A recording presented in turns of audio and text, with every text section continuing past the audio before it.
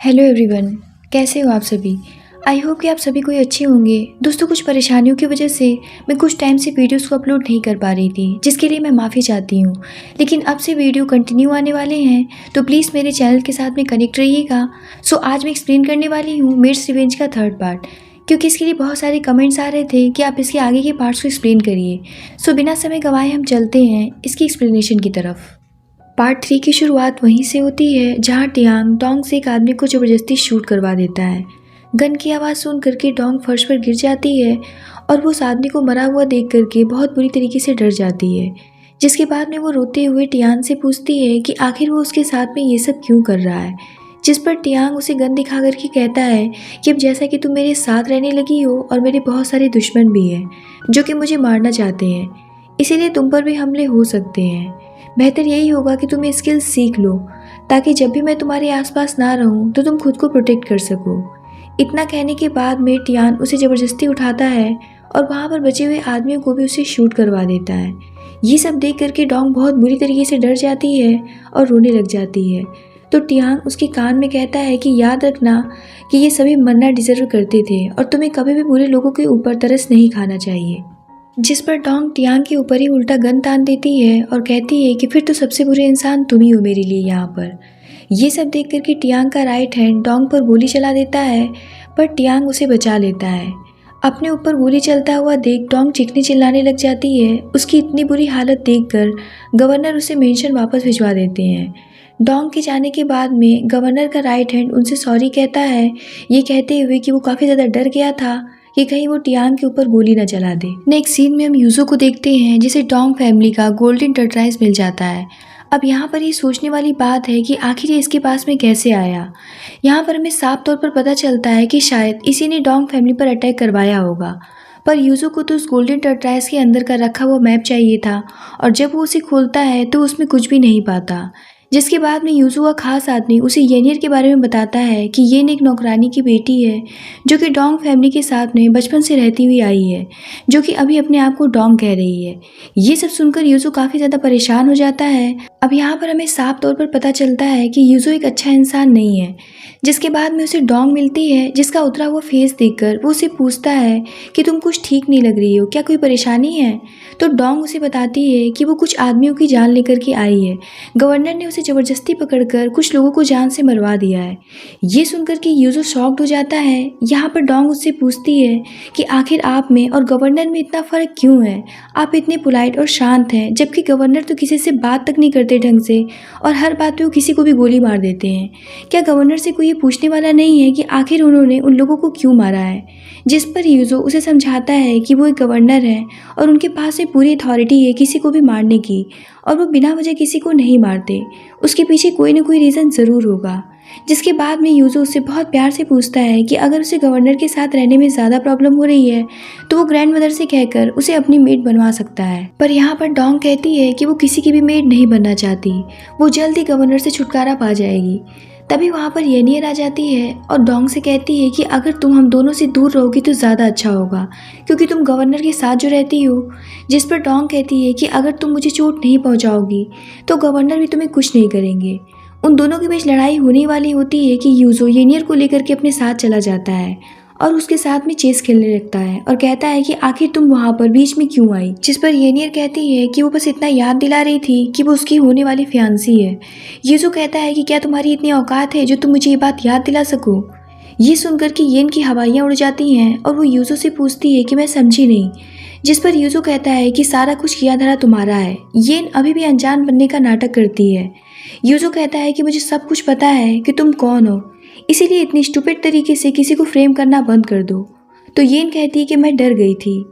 यूजो कहता है कि तुम डर गई थी कि कहीं तुम्हें कोई रिप्लेस ना कर दे। इतना याद रखना कि मेरी ग्रैंड मदर ने मेरे लिए तुम्हें पसंद किया है, तो तुम्हारा काम बस इतना ही है कि मुझसे शादी करो और डोंग फैमिली की पूरी प्रॉपर्टी मेरे नाम करने में मेरी मदद करो, और कोई भी ऐसा काम मत करना जिससे कि मेरा प्लान खराब हो। येन उससे पूछती है कि अगर ग्रैंड मदर ने मुझे नहीं पहचाना तो यहाँ पर यूजो कहता है कि फिर तुम मेरे लिए इस चेस के प्यादे की तरह बेकार हो जाओगी। जिसकी कोई भी वैल्यू नहीं होगी। ये सब सुनकर येन पूरी तरीके से शॉक्ड हो जाती है कि अब उसका पत्ता कभी भी साफ हो सकता है। दूसरी तरफ हम डोंग को देखते हैं जिसे रात में डरावने सपने आ रहे होते हैं क्योंकि उसने पहली बार इतने लोगों को जान से मारा था। वो डर कर उठ जाती है और वो सोचने लगती है कि आखिर वो गवर्नर से कब छुटकारा पाएगी। तभी उसे उसी बॉक्स की याद आती है जो कि टियान के रूम में उसने देखा था, जिसकी चाबी हमेशा टियान के पास ही होती है।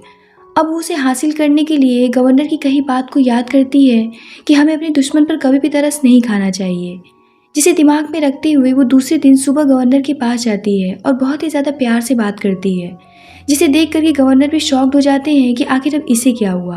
वो गवर्नर को एक मोगरों के फ्लावर से बना हुआ पाउच देती है जो कि उसने खुद बनाया था।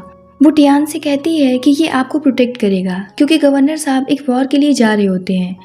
अब तो उसके इस बदले अंदाज और इतने प्यारे स्माइल के साथ में देख करके गवर्नर को तो शक होना ही था, तो वो डोंग से पूछ ही लेते हैं कि आज तुम्हें क्या हुआ है, तुम मेरे साथ में इतनी जेंटल कैसे हो। जिस पर म्यूटी कहती है कि आप ही तो हमेशा कहते हैं कि मैं आपके साथ में अच्छे से पेश नहीं आती हूँ, इसीलिए आज मैं अच्छे से बात कर रही हूँ। तो अगर आपको आज मेरा बिहेवियर अच्छा नहीं लग रहा है तो कोई बात नहीं है। वो अपना पाउच लेकर के वापस जाने लगती है तो गवर्नर उसके हाथ से वो पाउच लेकर के कहते हैं कि मेरा कहने का मतलब वो नहीं था। जिस पर डोंग उनसे कहती है कि आप मेरे मास्टर हैं, अगर आपको कुछ हो गया तो मेरा ख्याल कौन रखेगा। यहाँ पर डोंग टियान को अपनी बातों में फंसा लेती है और कहती है कि मैं यह पाउच रखने में आपकी मदद करती हूँ। डोंग उस पाउच को टियान के जैकेट में रखी रही होती है और टियान उसे देख ही जा रहा होता है और फिर अचानक से टियान उसका हाथ पकड़ लेता है, जिस पर डोंग घबरा जाती है और कहती है कि अब आपको जाना चाहिए। तो गवर्नर भी उससे कहते हैं कि ठीक है, मेरे आने का इंतज़ार करना। टियान के जाने के बाद हमें दिखाया जाता है कि डोंग उस पाउच को रखते वक्त टियान के पॉकेट से उस चाबी को निकाल ली थी। अब वो जल्द से जल्द उस बॉक्स को ढूंढने में लग जाती है। दूसरी तरफ हम गवर्नर साहब को देखते हैं जो कि बहुत ही ज़्यादा खुश होते हैं, पर उनका राइट हैंड उन्हें केयरफुल रहने के लिए कहता है क्योंकि उन पर हमले होने के चांसेस बहुत ही ज़्यादा होते हैं।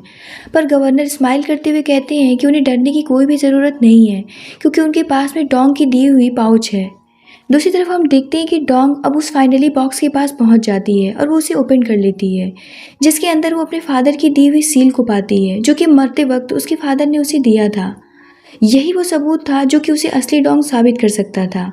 ये सील गवर्नर के पास देखकर वो इतना तो समझ जाती है कि गवर्नर अच्छे से जानते थे कि वही असली डोंग है। ये सब देख करके डोंग को बहुत ही ज़्यादा दुख होता है कि गवर्नर को सब कुछ पता होते हुए भी उन्होंने सबसे ये बात क्यों छुपाई और अपनी मेड बनाकर रखा। तभी वहाँ पर टियान आ जाता है तो डोंग उनसे पूछती है कि आखिर ये सील आपको कब मिली। जब वो उसे अपने रूम में ले गए थे तब वो गवर्नर से कहती है कि आखिर गवर्नर ने उसके साथ में ये सब क्यों किया, क्यों सबसे छुपाया कि वो एक प्रिंसेस है ना कि किसी की मेड। गवर्नर उसे किसी भी बात का जवाब नहीं देते। गवर्नर को इस तरीके से चुप देखकर डोंग कहती है कि अब वो ये सब और नहीं सहेगी, वो सबसे बता देगी कि वही असली डोंग है। ये कहकर के वो मिस फांग के पास जाने लगती है, जिस पर टियान उसे पकड़ लेता है और कहता है कि तुम ऐसा नहीं कर सकती हो, पर वो उसकी बात नहीं मानती। जिस पर टियान वो सील डोंग से छीन करके तोड़ देता है और कहता है कि अब तुम क्या साबित करोगी। फिर वो डोंग के करीब जाकर के कहता है कि प्लीज़ तुम यहाँ से मत जाओ, तुम्हें अपनी पहचान किसी को भी नहीं बतानी चाहिए। तुम ये बात अभी नहीं समझ रही हो पर तुम्हें बाद में ये बात समझ में आएगी।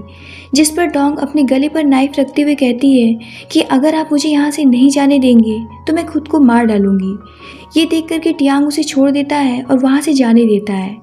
डोंग वहाँ से जाते वक्त कहती है कि अब मैं किसी की भी मेड नहीं हूँ। जिसके बाद डोंग सीधा यूजो से मिलने के लिए जाती है जहाँ उसे येन मिलती है।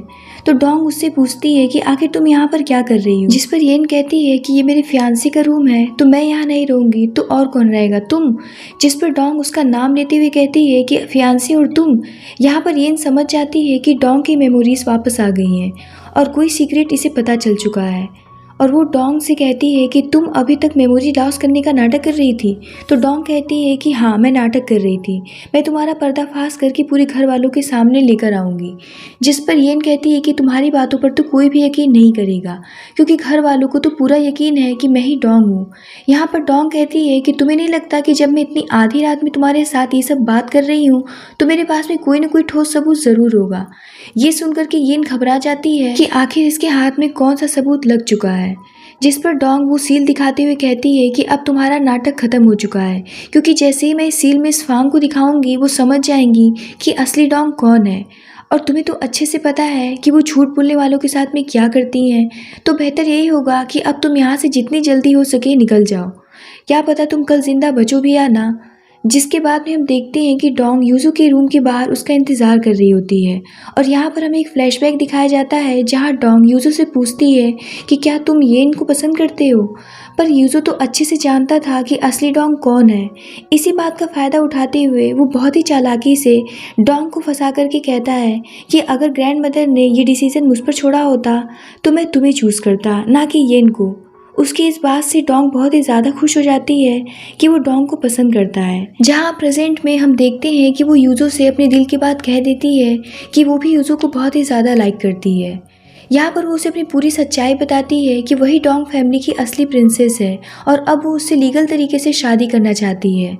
यहाँ पर यूजो उसकी बातों को सुन रहा होता है और कुछ भी नहीं कहता। वहीं दूसरी तरफ येन मेंशन से भागने की तैयारी कर रही होती है और जब वो मेंशन से चोरी से भाग रही होती है तो यूजो और डोंग उसे देख रहे होते हैं। जहाँ यूजो डोंग से कहता है कि अब जब येन मेंशन से भागते वक्त पकड़ी जाएगी और ये बात खुद ही साबित करेगी कि वो गलत थी।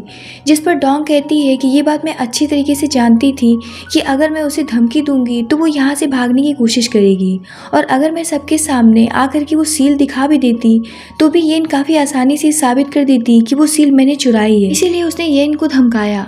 उसकी ये सारी बात सुनकर यूजो उससे कहता है कि तुम बहुत ही इंटेलिजेंट लड़की हो। ये बात जानकर मुझे बहुत ही अच्छा लगा कि तुमने हार नहीं मानी और लास्ट तक मेरे पास आने की कोशिश करती रही। नेक्स्ट सीन में हमें दिखाया जाता है कि हॉल में सभी लोग इकट्ठा होते हैं जहाँ पर गवर्नर बहुत ही ज़्यादा टेंशन में बैठे होते हैं क्योंकि गवर्नर कभी भी नहीं चाहते थे कि डोंग की असली आइडेंटिटी रिवील हो। पर यहाँ पे डोंग मिस फांग को वो सील दिखा देती है और बताती है कि वही असली डोंग है क्योंकि ये सील उसके फादर ने उसे मरने से पहले दिया था और अगर उन्हें इस बात पर यकीन नहीं हो रहा है तो वो गवर्नर से पूछ सकती हैं क्योंकि ये सील उनके पास ही था। जिस पर टियान कुछ भी जवाब नहीं देता और बस डोंग को घूरे जा रहा होता है। जिस पर डोंग कहती है कि अब जब गवर्नर कुछ नहीं कह रहे हैं तो मैं सही हूँ। तभी वहाँ पर येन को 2 सर्वेंट पकड़ करके लाती हैं जहाँ यूजो जानबूझ करके येन से कहता है कि आखिर तुम्हें इतनी आधी रात में मेंशन से भागने की क्या ज़रूरत पड़ गई। जिस पर येन गुस्सा होकर के कहती है कि अभी तक तो मैं तुम्हें बहुत पसंद थी और जब तुम्हें पता चला कि मैं यूजलेस हूँ तो तुम मेरे साथ में ऐसे ट्रीट करने लगे। जहाँ पर यूजो कहता है कि मैं तुम्हें इसलिए अच्छे से ट्रीट कर रहा था क्योंकि तुम मेरी फियांसी थी, लेकिन अब ये बात प्रूफ हो चुका है कि तुम इतने टाइम से फैंग फैमिली को धोखा देती आ रही हो, तो तुम मुझसे अच्छे की उम्मीद कैसे कर सकती हो। जिस पर येन मुस्कुराते हुए कहती है कि हाँ, मैं असली डोंग नहीं हूँ, मैंने सबको धोखा भी दिया है, पर मैं भी डोंग फैमिली का हिस्सा थी। पर मैं जब से यहाँ पर आई थी सबकी इज्जत का ख्याल रखा, झूठी सही पर मैंने कभी भी अपनी वजह से इस फैमिली की रेपुटेशन को ख़राब नहीं किया। जबकि ये जानती थी कि यही असली डोंग है और ये मेंशन में आते ही गवर्नर के रूम में घुस गई और इतना ही नहीं उनके बेड तक भी पहुँच गई। क्या आपको ऐसा लगता है कि लड़की आपकी फैमिली के लिए सही है? ये सब सुनकर के तो टियांग का खून ही खौल रहा होता है, पर तब तक डोंग चिल्ला करके येन से अपनी बकवास बंद करने के लिए कहती है। वो येन से कहती है कि अगर तुमने मेरी जगह नहीं ली होती तो मैं कभी भी गवर्नर की मेड बनती ही नहीं।